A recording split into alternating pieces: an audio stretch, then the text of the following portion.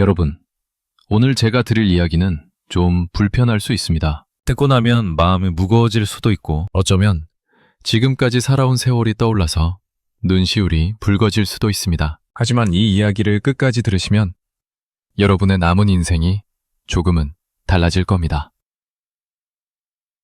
적어도 같은 실수를 반복하지는 않게 될 겁니다. 독일의 위대한 철학자 쇼펜하우어는 이런 말을 남겼습니다. 사람을 믿지 마라. 이 한마디가 참 차갑게 들리죠. 세상을 너무 부정적으로 보는 거 아니냐. 사람 사이에 믿음이 없으면 어떻게 사느냐.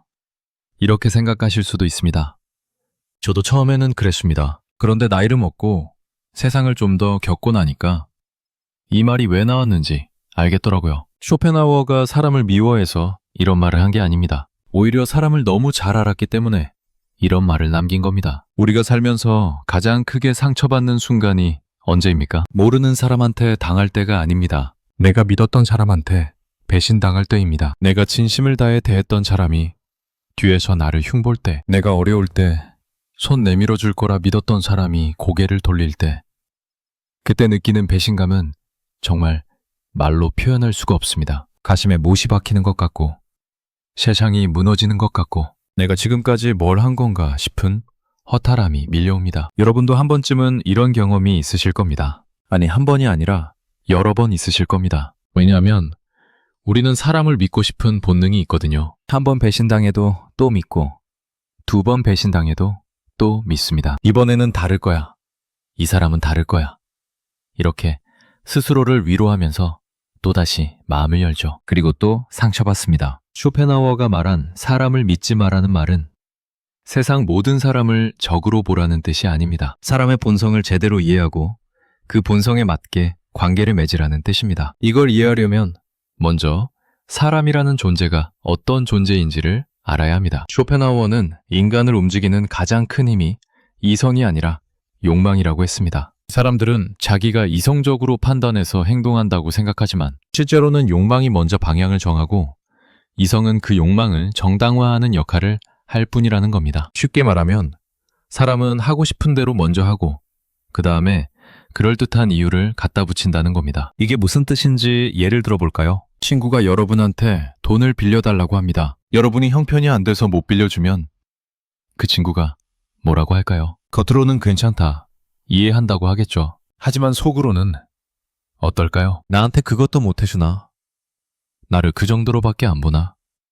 이런 생각이 스멀스멀 올라옵니다. 그리고 시간이 지나면 그 감정이 쌓여서 관계가 멀어집니다. 반대로 여러분이 돈을 빌려줬다고 합시다. 처음에는 고맙다고 하겠죠. 하지만 갚을 때가 되면 슬슬 연락을 피하기 시작합니다. 만나도 그 얘기를 안 꺼내고 여러분이 먼저 얘기하면 기분 나빠합니다. 마치 여러분이 잘못한 것처럼요. 이게 사람입니다. 쇼펜하우어가 본 인간의 본성은 이런 겁니다. 사람은 자기 이익 앞에서는 어떤 관계도 뒷전으로 밀어버릴 수 있는 존재입니다. 물론 모든 사람이 다 그런 건 아닙니다. 하지만 대부분의 사람은 자기도 모르게 이런 본능을 따릅니다. 의식적으로 나쁜 짓을 하는 게 아니라 무의식적으로 자기에게 유리한 쪽을 선택하는 겁니다. 여러분, 직장 생활 해보신 분들은 아실 겁니다. 회사에서 잘 나갈 때 주변에 사람이 얼마나 많았는지, 승진했을 때, 프로젝트 성공했을 때, 상사한테 인정받았을 때, 너도 나도 밥 먹자고 하고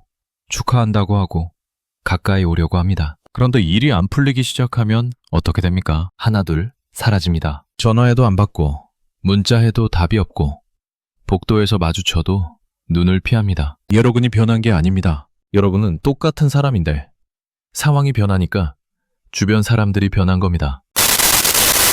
쇼펜하우어는 이런 인간의 본성을 꿰뚫어봤습니다. 그래서 사람을 믿지 말라고 한 겁니다. 사람이 나쁘다는 게 아니라 사람은 원래 그런 존재라는 걸 인정하라는 겁니다. 이걸 인정하면 오히려 마음이 편해집니다. 기대를 안 하니까 실망할 일도 없고 배신당할 일도 없습니다. 우리 어르신들 세대는 특히 정이 많으시잖아요. 한번 인연을 맺으면 끝까지 가려고 하시고 베풀 때도 아낌없이 베푸시고 상대방도 당연히 그럴 거라고 생각하십니다. 그 마음이 나쁜 게 아닙니다. 아름다운 마음이죠. 하지만 그 아름다운 마음 때문에 상처를 받으시는 겁니다. 내가 이만큼 했으니 상대도 이만큼 해줄 거야.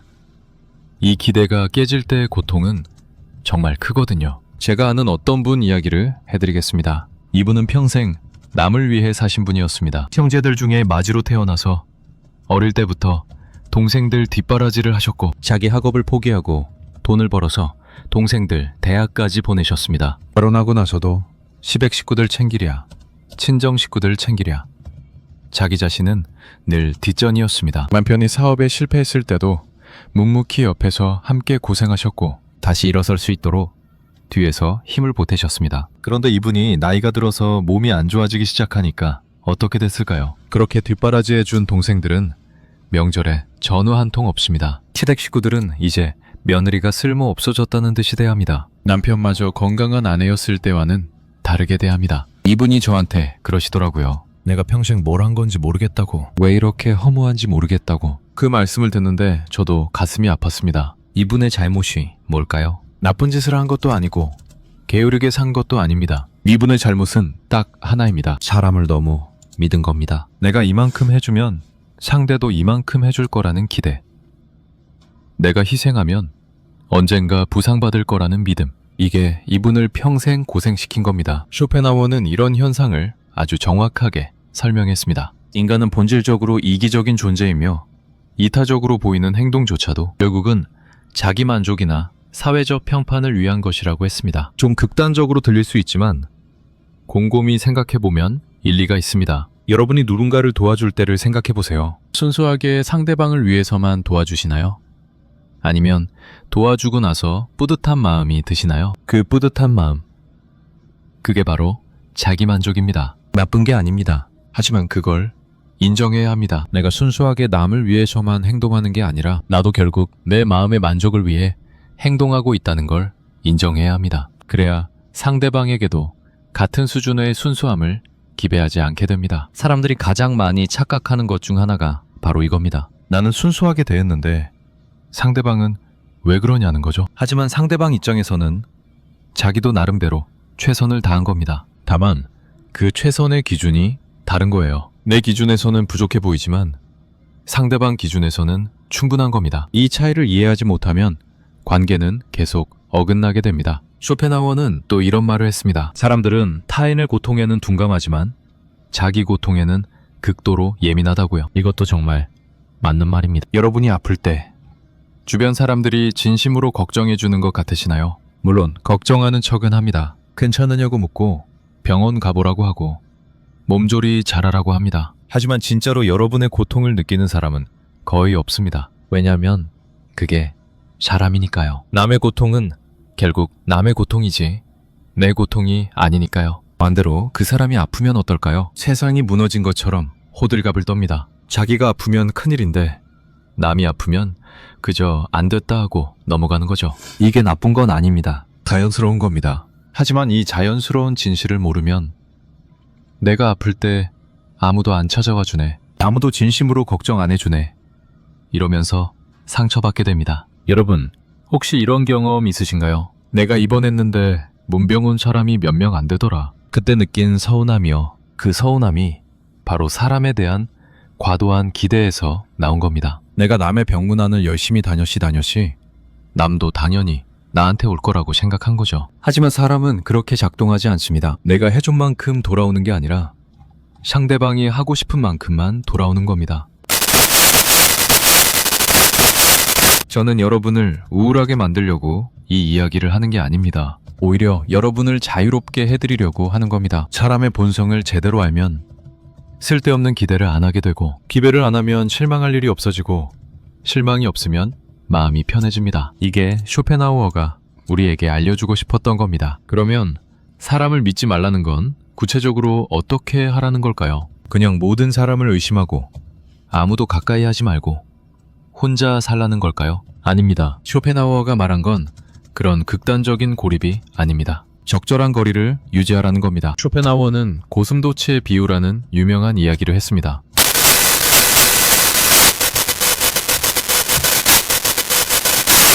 그런데 너무 가까이 붙으면 서로의 가시에 찔려서 아픕니다. 그래서 다시 떨어집니다. 떨어지면 또 춥습니다. 그래서 또 모여듭니다. 이걸 반복하다가 결국 적당한 거리를 찾게 됩니다. 너무 가깝지도 않고 너무 멀지도 않은 서로 찔리지 않으면서도 온기를 느낄 수 있는 그 거리요. 이게 바로 인간관계의 핵심입니다. 너무 가까우면 상처받고 너무 멀면 외롭습니다. 적절한 거리를 유지하는 게 중요한 겁니다. 그런데 우리는 이게 잘 안 됩니다. 좋아하는 사람이 생기면 확 다가가고 마음을 다 열어버리고 모든 걸 공유하려고 합니다. 그러다가 가시에 찔리면 크게 상처받고 다시는 가까이 안 가겠다고 다짐합니다.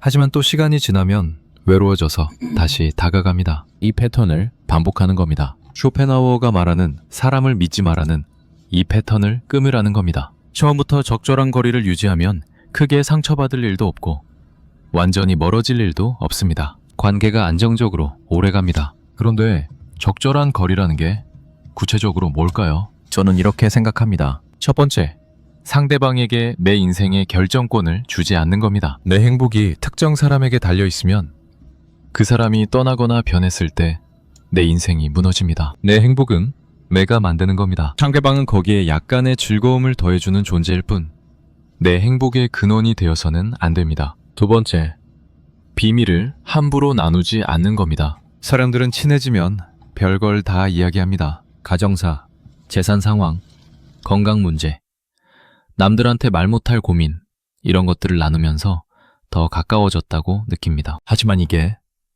위험합니다. 지금은 친하니까 괜찮지만 나중에 사이가 틀어지면 그 비밀이 무기가 됩니다. 여러분이 힘들게 이야기한 비밀을 그 사람이 다른 사람한테 퍼뜨리는 거죠. 쇼펜하우어도 이걸 경고했습니다. 타인에게 약점을 보이는 것은 그 사람에게 칼을 쥐어주는 것과 같다고요. 세 번째, 돈 거래를 하지 않는 겁니다. 여러분, 주변에서 돈 때문에 관계가 깨진 경우 많이 보셨을 겁니다. 형제 간에, 친구 간에, 심지어 부부 간에도 돈 문제가 관계를 파괴합니다. 돈을 빌려주면 그 순간부터 대등한 관계가 아니라 채권자와 채무자 관계가 됩니다. 아무리 안 그러려고 해도 그렇게 됩니다. 빌려준 사람은 마음 한구석에 갚아야지 하는 생각이 있고 빌린 사람은 마음 한구석에 부담감이 있습니다. 네 번째, 상대방의 말이 아니라 행동을 보는 겁니다. 사람의 입은 거짓말을 잘합니다. 아니, 거짓말이라기보다는 그 순간에는 진심이었을 수도 있습니다. 하지만 사람의 마음은 변합니다. 어제 한 약속이 오늘은 부담이 되기도 하고 진심으로 한 말이 나중에는 후회가 되기도 합니다. 그래서 말만 듣고 판단하면 안 됩니다. 그 사람이 실제로 어떻게 행동하는지를 봐야 합니다. 말로는 항상 내 편이라고 하면서 정작 내가 어려울 때 도움을 안 주는 사람, 말로는 고맙다고 하면서 실제로는 은혜를 갚지 않는 사람, 그런 사람의 말을 믿으면 안 됩니다. 다섯 번째, 변하지 않는 관계는 없다는 걸 인정하는 겁니다. 아무리 좋은 관계도 변합니다. 친했던 친구가 멀어지기도 하고 사랑했던 연인이 남이 되기도 하고 가깝던 가족이 원수가 되기도 합니다. 이걸 인정하면 마음이 편해집니다. 지금 좋은 관계를 영원히 유지하려고 집착하지 않게 되고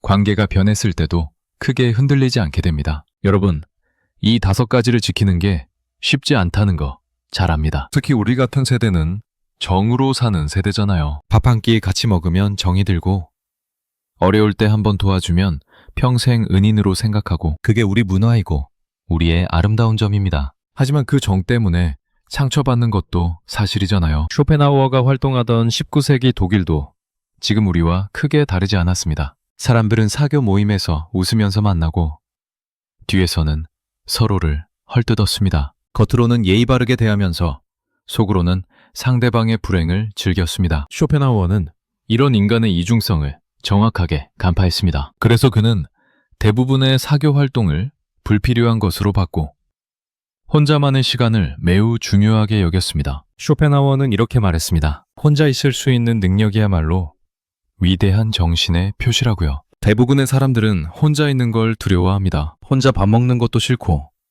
혼자 여행하는 것도 싫고 혼자 집에 있는 것도 싫습니다. 그래서 별로 만나고 싶지 않은 사람도 만나고 별로 가고 싶지 않은 모임에도 나갑니다. 외로움이 무섭기 때문입니다. 하지만 쇼펜하우어는 이 외로움을 다르게 봤습니다. 혼자 있는 시간이야말로 진짜 자기 자신과 마주하는 시간이고 그 시간이 있어야 진정한 성찰이 가능하다고 했습니다. 남들과 어울리느라 바쁜 사람은 자기 자신을 돌아볼 시간이 없습니다. 항상 타인의 시선을 의식하고 타인의 기대에 맞추느라 정작 자기가 뭘 원하는지도 모릅니다. 여러분, 혹시 퇴직 후에 갑자기 외로워지신 분 계신가요? 직장 다닐 때는 사람이 많았는데 퇴직하고 나니까 연락하는 사람이 확 줄어든 경험이요. 그때 느끼는 외로움이 정말 크죠. 하지만 그 외로움을 잘 견디면 오히려 새로운 세상이 열립니다. 진짜 나를 위한 시간이 생기는 거죠. 그동안 못 읽었던 책도 읽고 못 갔던 곳도 가고 못했던 취미도 시작하고 그러면서 비로소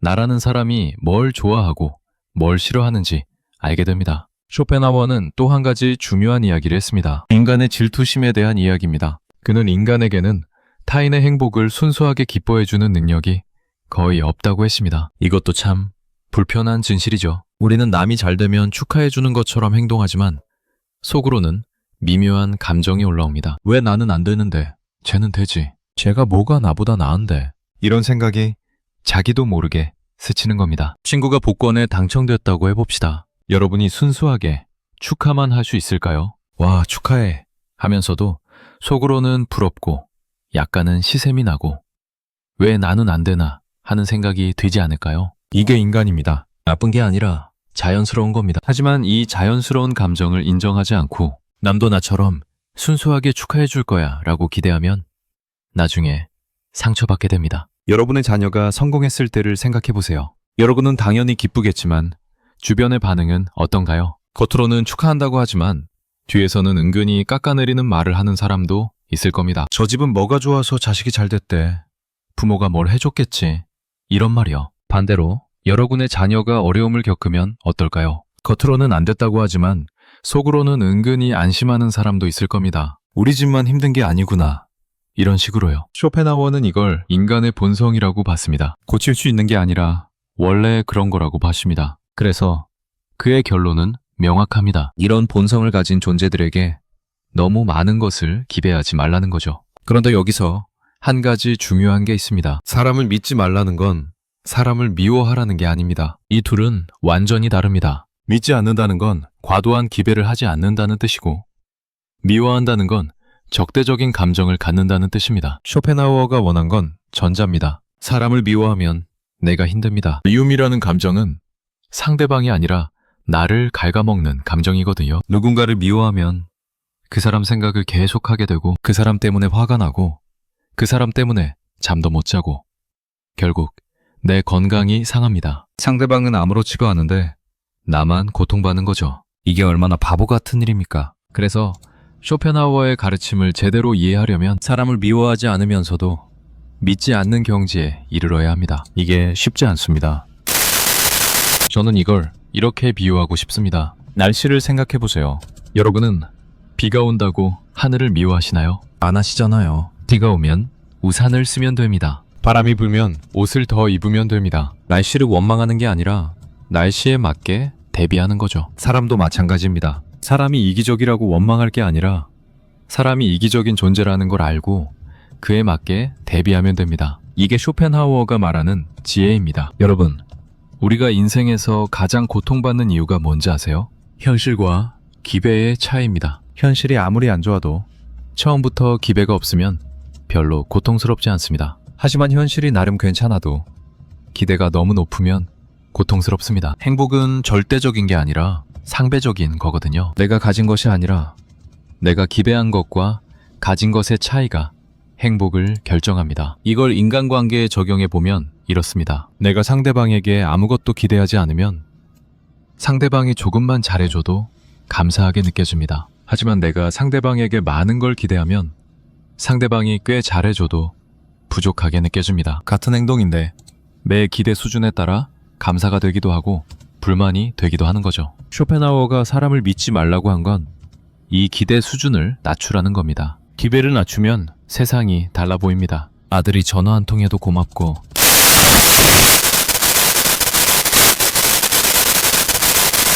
당연한 게 아니라 감사한 일이 되는 겁니다. 반대로 기대가 높으면 어떻게 됩니까? 아들이 전화를 매일 안 한다고 섭섭하고 이웃이 인사를 안 한다고 무례하다고 느끼고 친구가 연락을 안 한다고 서운합니다. 같은 상황인데 마음이 완전히 달라지는 거죠. 이게 기대의 힘입니다. 쇼펜하우어의 철학을 한마디로 요약하면 이렇습니다. 세상과 사람에 대한 환상을 버려라. 있는 그대로를 보라. 그러면 고통이 줄어든다. 이게 전부입니다. 복잡한 게 아닙니다. 하지만 실천하기는 어렵습니다. 왜냐하면 우리는 본능적으로 환상을 만들어내는 존재이기 때문입니다. 사랑하는 사람을 만나면 이 사람은 영원히 나를 사랑할 거야 라는 환상을 만들고, 좋은 직장에 들어가면 여기서 평생 안정적으로 살 거야 라는 환상을 만들고, 건강할 때는 나는 영원히 건강할 거야 라는 환상을 만듭니다. 이 환상이 깨질 때 고통이 옵니다. 쇼펜하우어는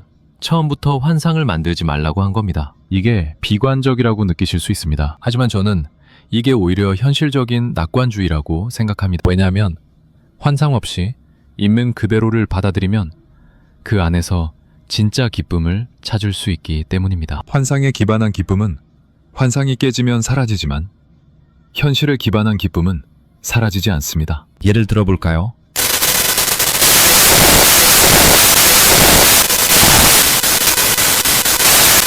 하지만 배우자도 불완전한 인간이라는 현실을 받아들이면 배우자의 작은 장점에도 감사할 수 있습니다. 오늘 설거지를 해놨네. 고맙다. 이런 작은 것에서 기쁨을 느낄 수 있는 거죠. 환상이 없으니까 실망도 없고, 실망이 없으니까 작은 것에도 감사할 수 있는 겁니다. 자녀 관계도 마찬가지입니다. 내 자식은 효도를 잘할 거야 라는 기대를 가지고 있으면 자식이 바빠서 연락을 못하면 섭섭합니다. 하지만 자식도 자기 삶이 있고 자기 가정이 있고 자기 고민이 있다는 현실을 받아들이면 자식이 가끔 전화할 때 진심으로 기뻐할 수 있습니다. 바쁜데 전화해줬구나. 고맙다. 이렇게요. 쇼펜하우어의 철학이 실생활에서 이렇게 적용되는 겁니다. 거창한 게 아닙니다. 그냥 기배를 줄이고 있는 그대로를 받아들이고 그 안에서 감사를 찾는 겁니다. 여러분, 여기서 한 가지 더 중요한 이야기를 하겠습니다. 쇼펜하우어는 특히 가까운 사람일수록 조심하라고 했습니다. 우리는 보통 모르는 사람보다 아는 사람을, 아는 사람보다 가까운 사람을 더 믿습니다. 하지만 쇼펜하우어의 관점에서 보면 이게 오히려 위험합니다. 왜냐하면 가까운 사람일수록 내 약점을 잘 알고 내 약점을 잘 아는 사람이 마음을 먹으면 나를 가장 크게 상처 줄 수 있기 때문입니다. 부부 사이를 생각해 보세요. 세상에서 서로의 약점을 가장 잘 아는 사이가 부부입니다. 사이가 좋을 때는 그 약점을 보듬어 주지만 사이가 나빠지면 그 약점을 정확하게 찌릅니다. 싸울 때 나오는 말들이 왜 그렇게 아픈지 아세요? 아무 말이나 해서가 아니라 정확하게 아픈 곳을 알고 거기를 찌르기 때문입니다. 모르는 사람은 그렇게 못합니다. 가까운 사람이기 때문에 가능한 겁니다. 형제 사이도 마찬가지입니다. 어릴 때부터 같이 자라면서 서로의 컴플렉스를 다 압니다. 사이가 좋을 때는 그 컴플렉스를 건드리지 않지만 유산 문제가 생기거나 이해관계가 충돌하면 서슴없이 건드립니다. 형제간 재산 다툼에서 나오는 말들이 왜 그렇게 잔인한지 아세요? 서로를 너무 잘 알기 때문입니다. 쇼펜하우어는 이런 현상을 보면서 친밀함이라는 것이 양날의 검이라는 걸 알았습니다. 가까울수록 따뜻할 수도 있지만 가까울수록 위험할 수도 있다는 거죠. 그래서 그의 조언은 가까운 사람에게도 일정한 경계를 유지하라는 겁니다. 모든 걸 공유하지 말고 모든 감정을 드러내지 말고 일정 부분은 자기만의 영역으로 남겨두라는 겁니다. 이게 냉정하다고 느끼실 수 있습니다. 부부 사이에, 부모 자식 사이에 뭘 감추냐고 하실 수 있습니다. 하지만 생각해보세요. 여러분이 가장 크게 상처받은 게 언제였는지. 모르는 사람한테 당했을 때인가요? 가까운 사람한테 당했을 때인가요? 대부분 가까운 사람한테 당했을 때일 겁니다. 그게 바로 쇼펜하우어가 경고한 겁니다. 여러분, 또 하나 중요한 게 있습니다. 쇼펜하우어는 사람의 본성은 잘 변하지 않는다고 했습니다. 이기적인 사람은 아무리 시간이 지나도 이기적이고 배은망덕한 사람은 아무리 잘해줘도 배은망덕합니다. 우리는 흔히 내가 잘해주면 저 사람도 변할 거야 라고 생각하는데 쇼펜하우어의 답은 명확합니다. 아니, 안 변한다. 이걸 인정하면 쓸데없는 에너지 낭비를 줄일 수 있습니다. 변하지 않을 사람을 변화시키려고 노력하는 것만큼 허무한 일이 없거든요. 그 시간과 에너지를 차라리 나 자신을 위해 쓰는 게 100배에 낫습니다. 여러분 주변에 혹시 이런 사람이 있지 않나요? 만날 때마다 불평불만을 늘어놓고 조언을 해줘도 안 듣고 도와줘도 감사할 줄 모르는 사람. 여러분은 그 사람이 변하길 바라면서 계속 만나고, 계속 조언하고, 계속 도와주시겠죠? 하지만 그 사람은 변하지 않습니다. 10년 전에도 그랬고, 지금도 그렇고, 10년 후에도 그럴 겁니다. 쇼펜하우어라면 이렇게 말할 겁니다. 그 사람의 본성을 인정하고, 적절한 거리를 두라고. 이게 그 사람을 버리라는 게 아닙니다. 나를 보호하라는 겁니다. 그 사람과의 관계에서 내가 소모되지 않도록 적절한 선을 그으라는 겁니다. 만나는 건 만나되 모든 불평불만을 다 들어줄 필요는 없다는 겁니다. 도와주는 건 도와주되 내가 힘들 정도로 도와줄 필요는 없다는 겁니다. 여러분, 쇼펜하우어의 이런 가르침이 처음에는 차갑게 들릴 수 있습니다. 하지만 곰곰이 생각해보면 이게 오히려 따뜻한 겁니다. 왜냐하면 이렇게 해야 관계가 오래가거든요. 너무 가까이 가서 상처받고 멀어지는 것보다 적당한 거리를 유지하면서 오래 함께하는 게 더 따뜻한 거 아닌가요? 나이가 들면 관계의 질이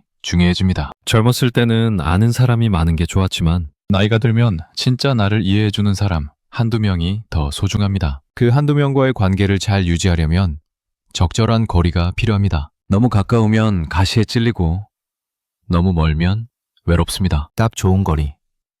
그걸 찾는 게 나이 들어서의 지혜입니다. 쇼펜하우어는 평생 결혼하지 않았고 친구도 거의 없었습니다. 사람들은 그를 외톨이라고 했지만 그는 외롭지 않았습니다. 자기만의 세계가 있었거든요. 책을 읽고 글을 쓰고 음악을 듣고 산책을 하면서 충분히 행복했습니다. 남들의 기대에 맞추느라 에너지를 쏟지 않았기 때문에 온전히 자기 자신을 위해 살 수 있었습니다. 물론 쇼펜하우어처럼 극단적으로 혼자 살라는 게 아닙니다. 하지만 그의 삶에서 배울 점은 있습니다. 자기 자신과의 관계가 탄탄하면 타인에게 과도하게 의존하지 않아도 된다는 겁니다. 내 안에 충분한 세계가 있으면 남이 날 떠나도 무너지지 않습니다. 남이 날 실망시켜도 괜찮습니다. 내가 나를 지탱할 수 있으니까요. 여러분, 지금 이 이야기를 듣고 계신 여러분은 이미 인생을 많이 사신 분들입니다. 기쁜 일도 많이 겪으셨고 슬픈 일도 많이 겪으셨을 겁니다. 사람 때문에 웃었던 날도 있고 사람 때문에 울었던 날도 있을 겁니다. 그 모든 경험이 여러분을 지금의 여러분으로 만들었습니다. 저는 여러분께 이제는 좀 편하게 사시라고 말씀드리고 싶습니다. 더 이상 남의 기대에 맞추려고 애쓰지 마시고 더 이상 남의 인정을 받으려고 노력하지 마시고 더 이상 남한테 상처받으면서까지 관계를 유지하려고 하지 마세요. 여러분은 이미 충분히 잘 사셨습니다. 이제는 여러분 자신을 위해 사셔도 됩니다. 쇼펜하우어가 말한 사람을 믿지 마라는 결국 나 자신을 믿으라는 뜻입니다. 남을 안 믿는 대신 나를 믿으라는 거죠. 내 판단을 믿고 내 감정을 존중하고 내 시간을 소중히 여기라는 겁니다. 남이 뭐라고 하든 남이 어떻게 보든 내가 옳다고 생각하는 대로 살라는 겁니다. 이게 쉽지 않다는 거 알아요? 우리 세대는 남의 눈을 많이 의식하면서 자랐으니까요. 체면도 중요하고 남한테 뒤처지면 안 되고 남한테 손가락질 받으면 안 되고 이런 압박감 속에서 평생 살아오셨잖아요. 하지만 이제는 좀 놓으셔도 됩니다. 체면이 밥 먹여주나요? 남의 시선이 나를 행복하게 해주나요? 아닙니다. 내 마음의 평화가 가장 중요합니다. 쇼펜하우어는 인생의 최고 목표는 고통의 부재라고 했습니다. 큰 행복을 쫓는 게 아니라 고통을 줄이는 게 행복의 비결이라는 거죠. 이게 참 현실적이지 않습니까? 로또에 당첨되거나 대단한 성공을 거두는 건 누구에게나 가능한 일이 아닙니다. 하지만 불필요한 고통을 줄이는 건 누구나 할 수 있습니다. 기대를 줄이면 됩니다. 사람에 대한 기대를 줄이면 됩니다. 여러분, 오늘 이 이야기의 핵심을 정리해 보겠습니다. 하나, 사람은 본질적으로 이기적인 존재입니다. 둘, 사람에 대한 과도한 기대가 고통의 원인입니다. 기대를 줄이면 실망도 줄고 오히려 감사할 일이 많아집니다. 셋, 가까운 사람일수록 적절한 거리가 필요합니다. 너무 가까우면 상처받고 적당한 거리가 있어야 관계가 오래갑니다. 넷, 사람의 본성은 쉽게 변하지 않습니다. 변하지 않을 사람을 변화시키려고 에너지를 쓰지 마세요. 다섯, 남을 믿지 않는 대신 나를 믿으세요. 내 판단, 내 감정, 내 시간을 소중히 여기세요. 여러분, 쇼펜하우어는 200년 전 사람이지만 그의 말은 지금도 유효합니다. 아니, 지금이야말로 더 필요한 말일 수도 있습니다. 세상이 점점 복잡해지고 사람 사이의 관계도 점점 복잡해지고 있으니까요. 이런 시대에 쇼펜하우어의 가르침은 우리에게 하나의 나침반이 될 수 있습니다. 사람을 미워하지 마세요. 하지만 사람을 함부로 믿지도 마세요. 적절한 거리를 유지하면서 나 자신을 중심에 놓고 내 마음의 평화를 지키면서 사세요. 그게 쇼펜하우어가 우리에게 남긴 가장 큰 선물입니다. 여러분의 남은 인생이 고통 없이 평화롭고 감사한 날들로 가득하게 진심으로 바랍니다. 마지막으로 쇼펜하우어의 말을 하나 더 전해드리겠습니다. 우리가 세상에서 만나는 사람 중에서 가장 오래 함께하는 사람은 바로 나 자신이다. 그렇습니다. 다른 사람은 떠날 수 있지만 나는 절대 나를 떠나지 않습니다. 그러니 가장 먼저 챙겨야 할 사람도, 가장 먼저 믿어야 할 사람도, 가장 먼저 사랑해야 할 사람도 바로 나 자신입니다. 남이 나를 알아주지 않아도 괜찮습니다. 내가 나를 알아주면 됩니다. 남이 나를 인정해주지 않아도 괜찮습니다. 내가 나를 인정해주면 됩니다. 남이 나를 사랑해주지 않아도 괜찮습니다. 내가 나를 사랑하면 됩니다. 이게 쇼펜하우어가 평생을 걸쳐 깨달은 진리이고 오늘 여러분께 전해드리고 싶은 이야기의 결론입니다. 오늘도 들어주셔서 감사합니다. 여러분의 하루가 평안하시길 바랍니다.